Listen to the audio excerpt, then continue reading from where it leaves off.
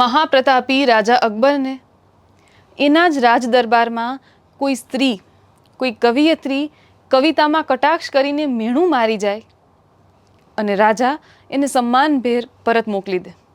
આ શક્ય છે? નમસ્તે. જલસો કલ્ચરની એક હતો રાજા અને એક હતી રાણી આ ઉપક્રમમાં હું છું પ્રિયાંશી મધુ, બીજી એક નવી પ્રેમકથા સાથે. આજની આ પ્રેમકથામાં પ્રેમ, વિયોગ વચ્ચે મહારાજા શહેનશાહ અકબર આ બધાનો સમાવેશ છે. આજની આ રસપ્રદ કથાની રજૂઆત માટે આપણી સાથે જોડાયા છે ઉર્વશી શ્રીમાળી. ઉર્વશી એ ઇતિહાસના ખૂબ સારા સંશોધક છે, વાચક છે. આ કથાઓ ક્યાંક ને ક્યાંક એમના વાંચનનું, એમના સંશોધનની નીપજ છે. જલસો મ્યુઝિક એપ પર એક હતો રાજા અને એક હતી રાણી આ સેગમેન્ટ આ પહેલાં ઓડિયો સ્વરૂપે પ્રસ્તુત થઈ ચૂકેલું છે, પણ હવે આ કથાઓ વિડીયો સ્વરૂપે આપણી સામે, આપણી સમક્ષ પ્રસ્તુત કરવા માટે ઉર્વશીને સાંભળીએ અને માણીએ.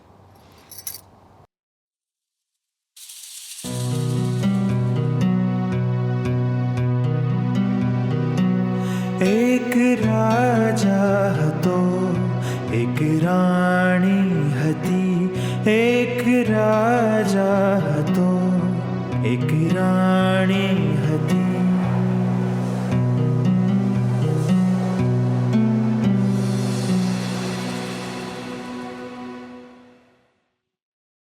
કોઈનો સુરીલો અવાજ કોઈના માટે પ્રેમમાં પડવાનું કારણ પણ બની શકે છે. મધ્યપ્રદેશના ઓરછામાં તમે આજે પણ જશો ને તો તમને એક મહેલ દેખાશે જે રાય પ્રવીણ નામની રાજનર્તકી કે રાણી માટે બનાવવામાં આવેલો હતો. આ પ્રેમ કહાની આજે હું તમારી સામે રજૂ કરવાની છું. એક એવી વાર્તા કે જે મધ્યપ્રદેશના ઓરછાથી શરૂ થઈને બાદશાહ અકબરના દરબાર સુધી જાય છે અને પછી એનો અંત કઈ રીતે આવે છે એ જાણવું ઘણું રસપ્રદ છે, કારણ કે બાદશાહ અકબર આડકતરી રીતે આમાં બહુ મહત્વની ભૂમિકા અદા કરે છે. હું છું ઉર્વશી, જલસો કલ્ચરમાં તમારું સ્વાગત છે. આજ હું તમને એક રાજા હતો એક રાણી હતીમાં આપણા ગુજરાતની બહારના સીમાડા ઓળંગીને લઈ જવા માંગુ છું મધ્યપ્રદેશમાં. પણ ત્યાં જતાં પહેલાં ફટાફટ જલસો કલ્ચરને સબસ્ક્રાઈબ કરી લો, બેલ આઇકનને ક્લિક કરી લો જેથી તમને અમારા નોટિફિકેશન મળતા રહે અને તમે મારી સાથે કાયમ જોડાયેલા રહો.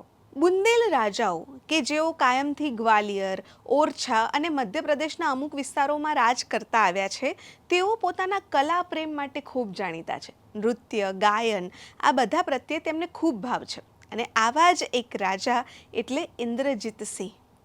તેઓ પોતાના રાજ્યમાં ખૂબ ખુશ હતા, પણ રાજાને એક એવી આદત કે થોડા સમયે વેશ પલટો કરીને અથવા તો પોતાના કેટલાક જાણીતા કે ખાસ સૈનિકોને સાથે લઈને આસપાસના ગામડાઓમાં ભ્રમણ કરે જેથી પોતાની પ્રજાની કઈ સ્થિતિ છે તે જોઈ શકાય. આવી જ રીતે રાજા એકવાર રાતે ફરતા ફરતા એક નાનકડા ગામ બરધુઆ પાસે પહોંચ્યા. હવે રાત ખૂબ થઈ ગઈ હતી અને આસપાસ જંગલ હતું એટલે રાજાએ નક્કી કર્યું કે આજની રાત અહીંયા જ ઉતારું લઈએ. પોતાના રાજા આ નાનકડા ગામમાં આવ્યા છે એ જાણીને તો ગામ લોકોના હરખનો પાર નહોતો રહ્યો. એમણે તો પોતાનાથી થઈ શકે એટલી સારી સામગ્રીઓ ભેગી કરી. હવે ગામડાના ગરીબ માણસો પાસે હોય તો શું, પણ ગામમાં જેની પાસે સૌથી સારા વાસણ હતા એ લઈ આવ્યો, જેની પાસે સૌથી સારી રજાઈ ને ગાદલા હતા એ લઈ આવ્યા. એમ કરીને રાજાના સૂવાની વ્યવસ્થા કરવામાં આવી. રાજાએ ગ્રામજનો સાથે ભોજન લીધું અને પછી એક જે એમને ઓરડો આપવામાં આવ્યો હતો ત્યાં જઈને તેઓ સૂઈ ગયા. હજુ તો રાજા ઇન્દ્રજીતસિંહની આંખ મળે એ પહેલાં જ એમના કાન પર એક અદ્ભુત સ્વર સંભળાયો. એક યુવતી ખૂબ દૂર બેસીને ખૂબ ઘેરા સ્વરે સુંદર ભજન ગાઈ રહી હતી. રાજા આખી રાત એ ભજનો સાંભળતા રહ્યા.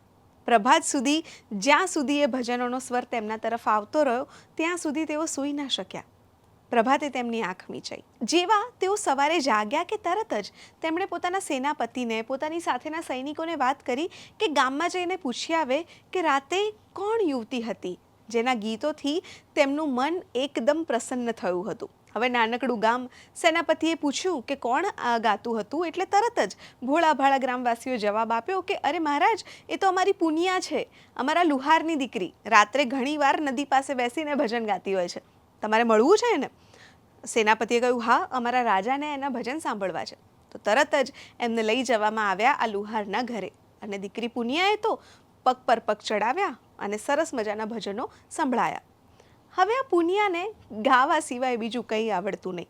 એને તો એવી ખબર પણ નહોતી કે એની સામે જે છે એ કેટલા મોટા રાજા છે.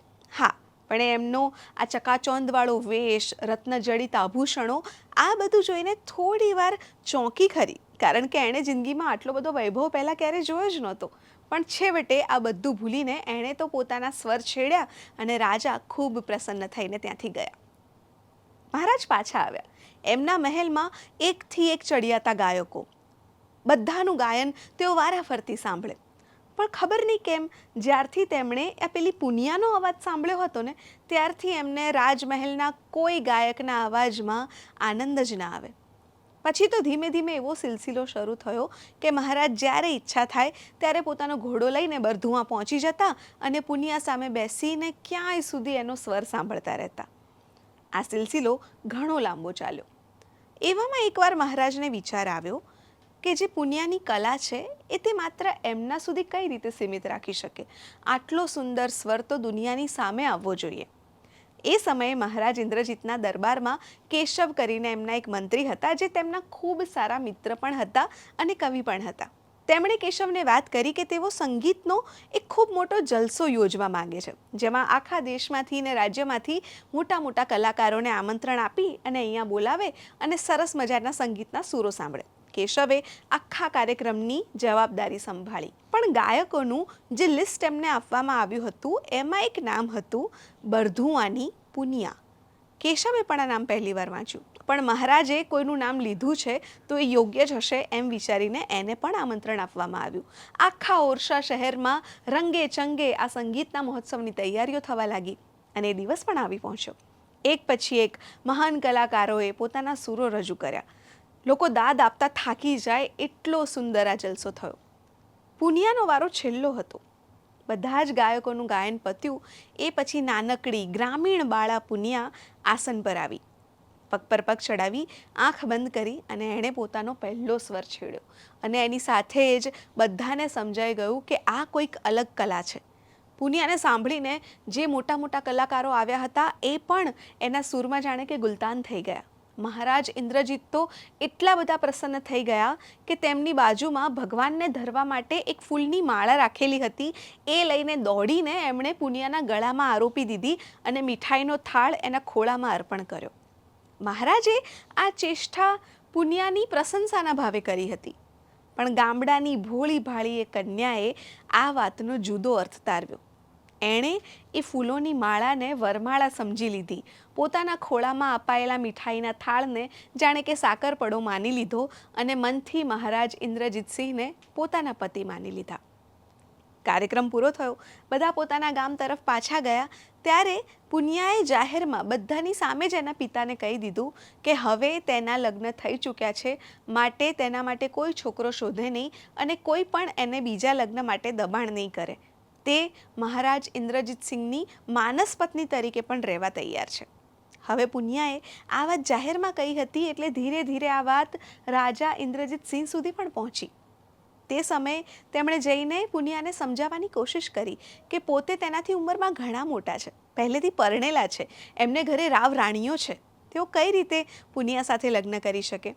પણ પુનિયાએ તો નક્કી કરી જ લીધું હતું કે તમે મને તમારા મહેલ લઈ જાઓ કે ના લઈ જાઓ, હું તો માત્ર તમારી પત્ની રહીશ અને બીજા કોઈ સાથે લગ્ન નહીં કરું. ધીરે ધીરે પુનિયાના પ્રેમની અસર મહારાજ પર પણ થઈ અને તેઓ પણ પુનિયા તરફ આકર્ષાયા. તેમણે નક્કી કર્યું કે ઓરછાની નજીકમાં જ બેતવા નદીના કાંઠે તેઓ એક સુંદર મહેલ બનાવડાવશે, પુનિયાને ત્યાં રાખશે અને એને સંગીતની તાલીમ અપાવશે. મહેલ બનીને તૈયાર થયો એટલે મહારાજે પુનિયાને ત્યાં તેડાવી લીધી. કેશવ અને બીજા ઘણા બધા લોકો તેની તાલીમમાં જોડાયેલા રહ્યા. કેશવ પોતે કવિ હતા એટલે તેમણે પુનિયાને કવિતા લખવાની પણ તાલીમ આપી અને એ એટલી સુંદર કવિતા રચતા થયા કે કેશવે તેમને નામ આપ્યું રાય પ્રવીણ. પુનિયામાંથી રાય પ્રવીણ બનેલી આ સ્ત્રીની વાત મહેલની રાવ રાણીઓ સુધી પણ પહોંચી.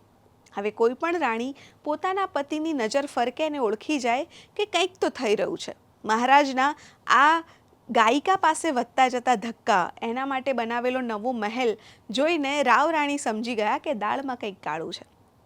તેમણે પોતાની દાસીઓને રાતે ચોકી પહેરો ભરવા મોકલી, જાસૂસી કરવા મોકલી, અને જે દાસીઓ ખબર લાવી કે મહારાજ તો આના પ્રેમમાં છે, કદાચ બંને વચ્ચે ગાંધર્વ વિવાહ પણ થઈ ચૂક્યા છે. રાણી આ સાંભળીને ધુઆપુઆ થઈ ગઈ. એને કંઈ સમજાયું નહીં કે શું કરવું. પણ તેને તે સમયે એક ખતરનાક વિચાર આવ્યો. મેં તમને વાર્તાની શરૂઆતમાં જ કહ્યું હતું ને કે અકબર આ વાર્તામાં આડકતરી રીતે જોડાય છે.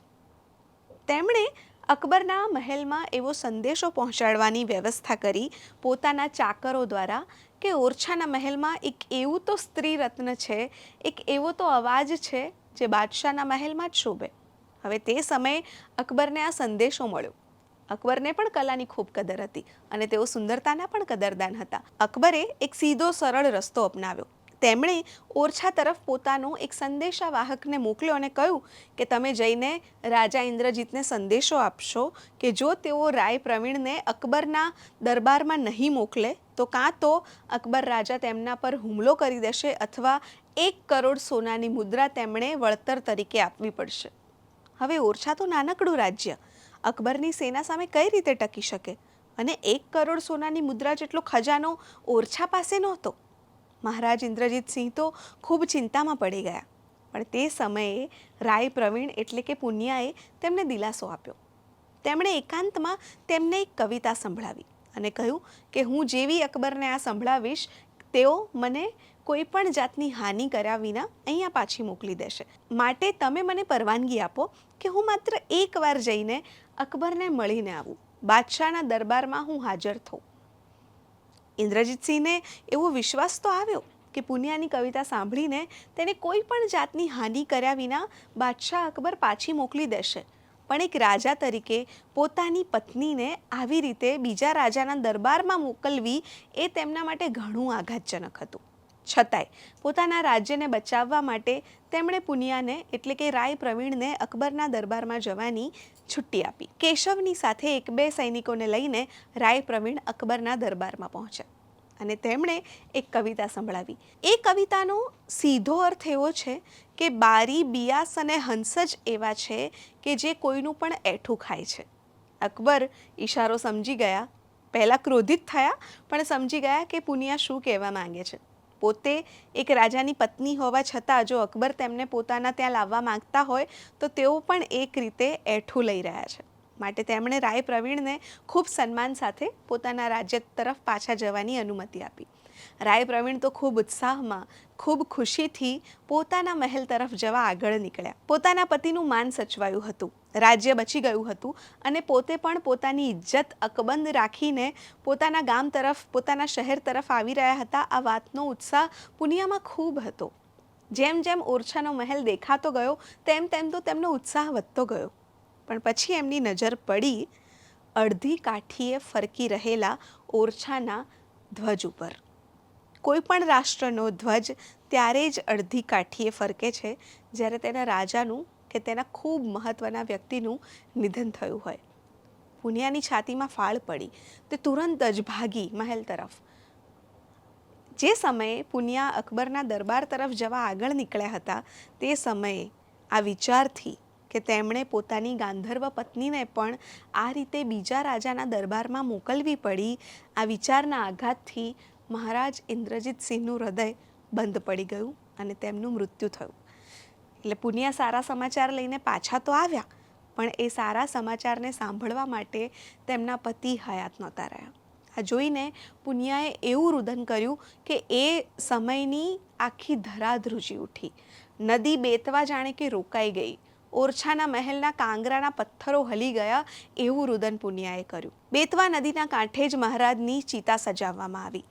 પુનિયાને સતી થવું હતું પણ ઘણા લોકોએ તેને હાથ પકડીને રોકી રાખી કારણ કે તેમના લગ્ન વિધિ પ્રમાણે નહોતા થયેલા એટલે તે સતી ના થઈ શકે. પણ જેવો મહારાજને અગ્નિ સંસ્કાર આપવામાં આવ્યો કે પુનિયાએ પણ બેતવા નદીના વહેણમાં કૂદીને પોતાના પ્રાણ ત્યાગી દીધા.